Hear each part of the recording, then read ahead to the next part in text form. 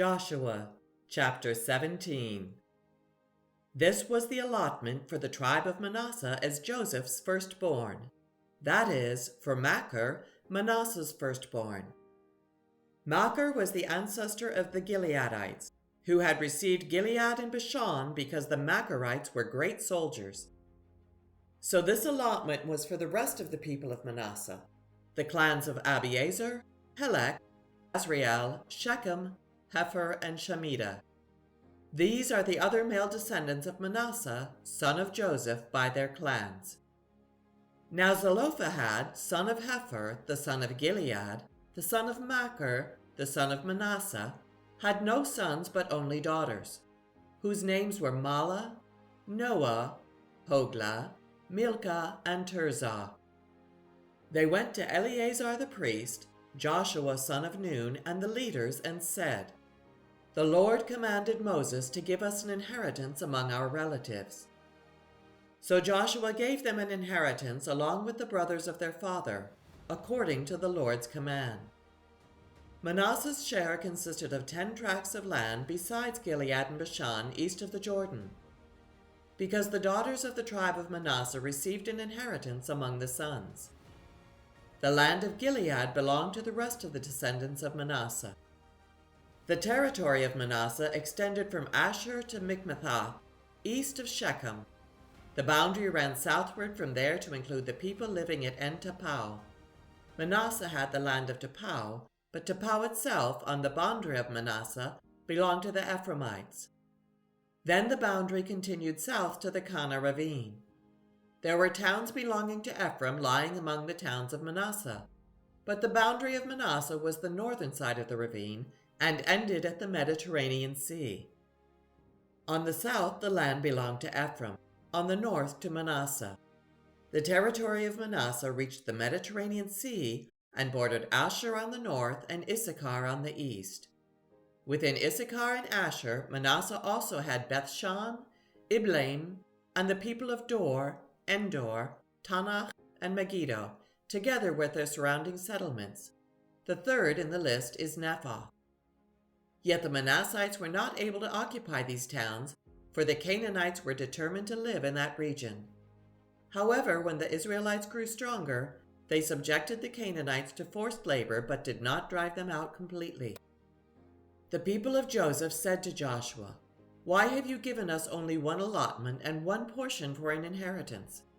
We are a numerous people, and the Lord has blessed us abundantly." "If you are so numerous," Joshua answered, "and if the hill country of Ephraim is too small for you, go up into the forest and clear land for yourselves there in the land of the Perizzites and Rephaites." The people of Joseph replied, "The hill country is not enough for us, and all the Canaanites who live in the plain have chariots fitted with iron, both those in Bethshan and its settlements, and those in the valley of Jezreel." But Joshua said to the tribes of Joseph, to Ephraim and Manasseh, "You are numerous and very powerful. You will have not only one allotment, but the forested hill country as well. Clear it, and its farthest limits will be yours.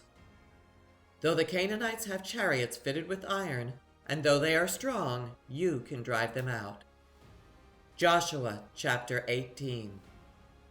The whole assembly of the Israelites gathered at Shiloh and set up the tent of meeting there. The country was brought under their control, but there were still 7 Israelite tribes who had not yet received their inheritance. So Joshua said to the Israelites, "How long will you wait before you begin to take possession of the land that the Lord, the God of your ancestors, has given you? Appoint 3 men from each tribe. I will send them out to make a survey of the land and to write a description of it, according to the inheritance of each. Then they will return to me. You are to divide the land into 7 parts.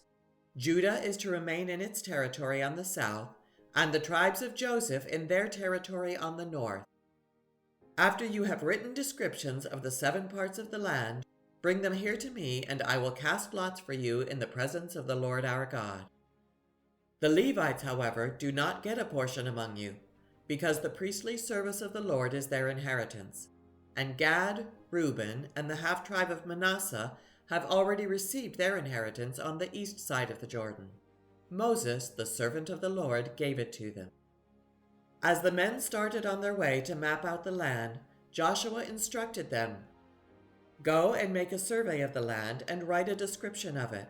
Then return to me, and I will cast lots for you here at Shiloh in the presence of the Lord." So the men left and went through the land. They wrote its description on a scroll, town by town, in 7 parts, and returned to Joshua in the camp at Shiloh. Joshua then cast lots for them in Shiloh in the presence of the Lord, and there he distributed the land to the Israelites according to their tribal divisions. The first lot came up for the tribe of Benjamin according to its clans. Their allotted territory lay between the tribes of Judah and Joseph.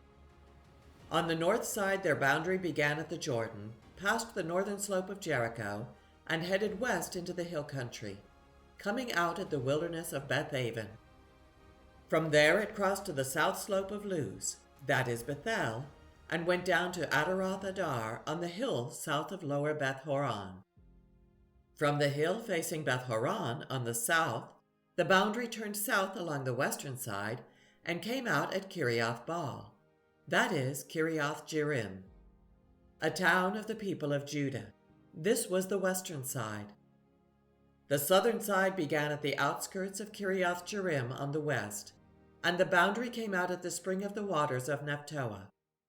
The boundary went down to the foot of the hill facing the valley of Ben Hinnom, north of the valley of Rephaim.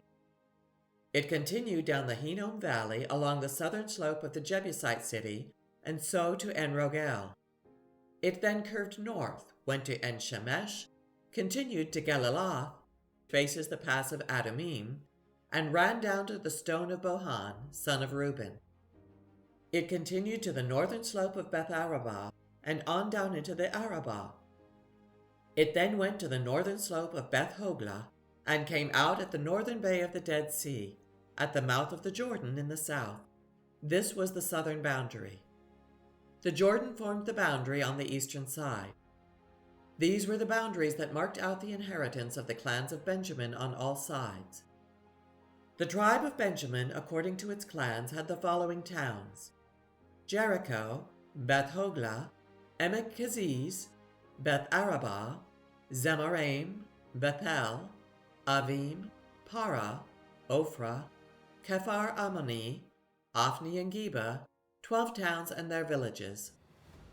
Gibeon, Ramah, Beeroth, Mizpah, Kephirah, Mozah, Rechem, Irpeel, Taralah, Zelah, Haleph, the Jebusite city, that is Jerusalem, Gibeah and Kiriath, 14 towns and their villages. This was the inheritance of Benjamin for its clans.